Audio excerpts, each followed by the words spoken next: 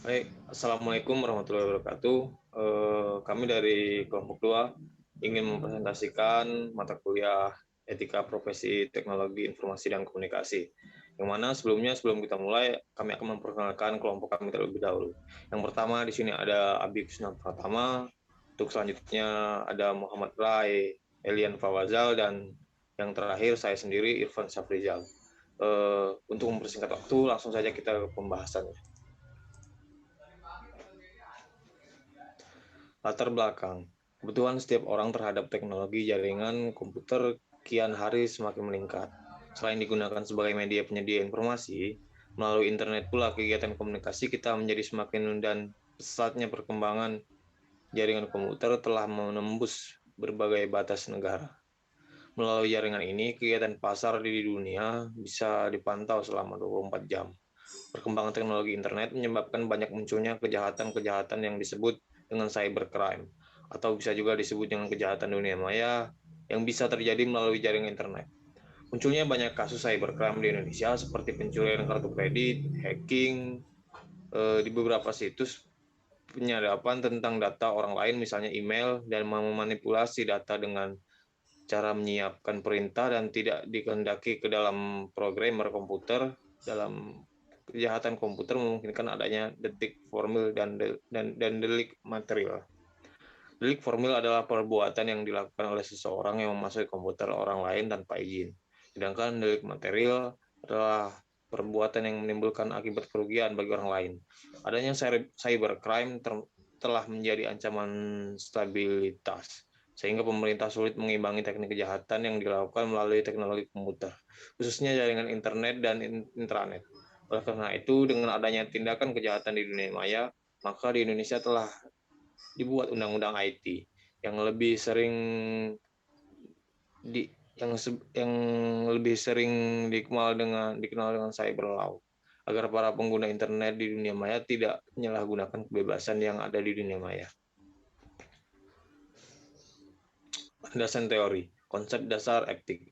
Untuk yang pertama, pengertian etika. Istilah etika berasal dari bahasa Yunani kuno. Bentuk tunggal kata etika yaitu ethos, sedangkan bentuk jamaknya yaitu eta. Etos sendiri mempunyai arti yaitu tempat tinggal yang biasa, padang rumput, kandang, kebiasaan atau adat, akhlak, watak, perasaan, sikap, cara berpikir. Sedangkan arti taeta yaitu adat kebiasaan. Secara umumnya etika dapat diartikan sebagai ilmu yang membahas perbuatan baik dan perbuatan buruk manusia sejauh yang dapat dipahami oleh pikiran manusia. Untuk yang kedua, pengertian etika profesi.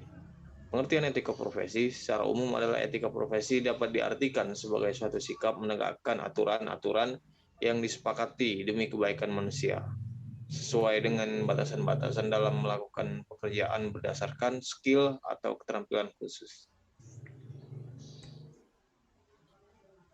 Selanjutnya, yang ketiga, offense against intellectual property. Yang pertama, ada cybercrime. Cybercrime adalah istilah yang mengacu kepada istilah kejahatan dengan komputer atau jaringan komputer menjadi alat atau sasaran tindakan kejahatan. Yang kedua, cyber law. Cyber law adalah hukum yang digunakan di dunia maya, cyberspace, yang umumnya diasosiasikan dengan internet. Yang ketiga, offense against intellectual property. Offense against intellectual property atau dalam bahasa Indonesia disebut pelanggaran terhadap kekayaan intelektual adalah suatu bentuk pelanggaran atas hak cipta dari seseorang atau suatu badan perusahaan. Namun, jenis kejahatan ini bisa juga melalui penyebaran virus, pada umumnya dilakukan dengan menggunakan email.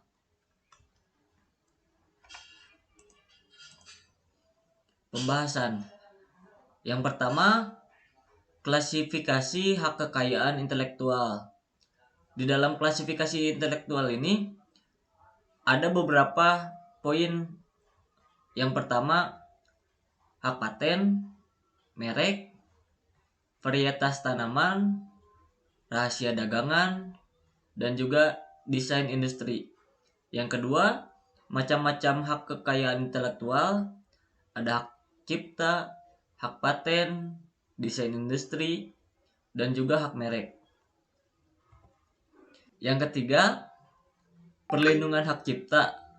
Pada pasal 72 ayat 2, barang siapa dengan sengaja menyiapkan, memamerkan, mengedarkan, atau menjual kepada umum suatu ciptaan atau barang hasil ciptaan atau hak terkait sebagaimana dimaksud pada ayat 1, dipidana dengan pidana penjara paling lama 5 tahun dan denda 500 juta. Barang siapa dengan sengaja dan tanpa hak untuk kepentingan komersial suatu program komputer dipidana dengan pidana penjara paling lama 5 tahun dan denda 500 juta. Yang ketiga, dalam pasal 2 ayat 2 dinyatakan bahwa pencipta atau pemegang hak cipta atas karyanya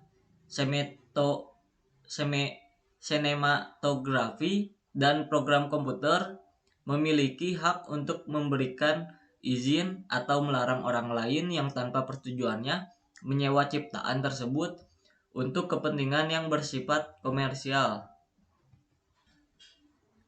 Contoh studi kasus. Yang pertama, seseorang dengan tanpa izin membuat situs penyanyi terkenal yang berisikan lagu-lagu dan liriknya, foto, dan cover album dari penyanyi-penyanyi tersebut. 2. Bulan Mei tahun 1997, grup musik asal Inggris, Oasis, menuntut ratusan situs internet yang tidak resmi yang telah memuat foto-foto, lagu-lagu beserta lirik dan video klipnya. Alasan yang digunakan oleh grup musik tersebut dapat menimbulkan peluang terjadinya pembuatan poster atau CD yang dilakukan pihak lain tanpa izin. Ketiga, Apple sempat menuntut penjiplakan tema Aqua kepada komunitas open source. Namun yang terjadi adalah bukan penjiplakan, tapi peniruan. Hak cipta yang dimiliki Apple adalah barisan kode Aqua beserta logo dan gambar-gambarnya. Sedangkan komunitas open source meniru wujud akhir tema Aqua dalam kode yang berbeda dan tentunya membuat baru gambar dan warna pendukungnya. Meniru bukanlah karya turunan. Next. Solusi pemecahan masalah. 1. Penggunaan enkripsi untuk meningkatkan keamanan. Penggunaan enkripsi yaitu dengan mengubah data-data yang dikirimkan sehingga tidak mudah disadap, atau plain text diubah menjadi ciphertext. 2. Penggunaan firewall. Tujuan utama dari firewall adalah menjaga akses dari orang tidak berwenang tidak dapat dilakukan. 3. Perlunya cyber law. Cyber law merupakan istilah hukum yang terkait dengan pemanfaatan TI.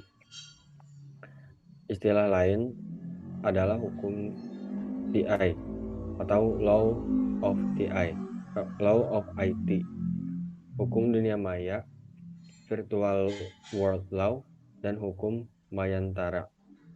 4.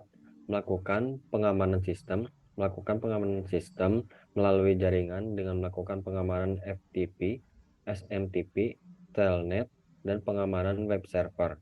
5. Meningkatkan pemahaman serta keahlian aparatur penegak hukum mengenai upaya pencegahan, investigasi, dan penuntutan perkara-perkara yang berhubungan dengan offense against intellectual property. Next.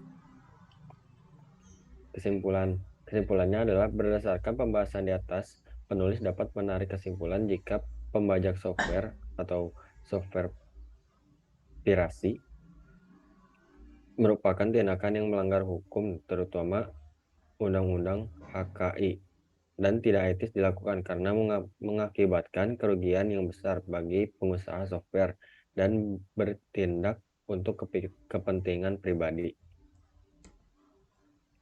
Sekian presentasi dari kelompok kami. Apabila ada kesalahan mohon dimaafkan. Terima kasih. Assalamualaikum warahmatullahi wabarakatuh.